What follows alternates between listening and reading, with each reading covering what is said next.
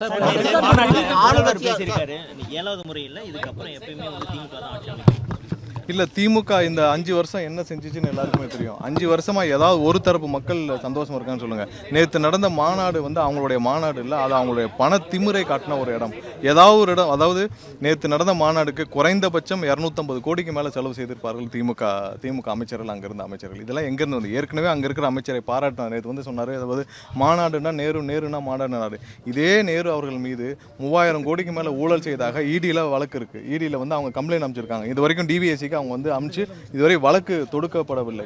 So அப்படி ஒரு நபர் நடத்தும் ஒரு மாநாடு, அது எத்தனை 100 கோடி செலவு செய்யப்பட்டிருக்கும். நேற்று நடந்தது அவங்களுடைய பண பலத்தை, அவங்களுடைய பண திமிரை காட்டும் ஒரு மாநாடு. எதுவுமே கிடையாது.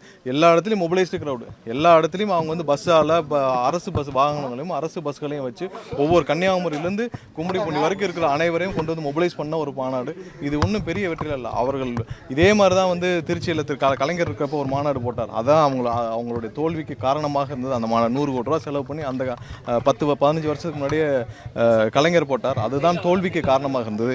இதுவும் இந்த நேற்று நடந்த மாநாடு இவ்வளவு ஒரு பணபலத்தோடு 200 கோடிக்கு மேலே செலவு செய்வதற்கு போட்டப்பட்ட ஒரு மாநாடு. இதுவும் இந்த மாநாடே அவர்களுக்கு தோல்விக்கான காரணமாக இருக்கும்.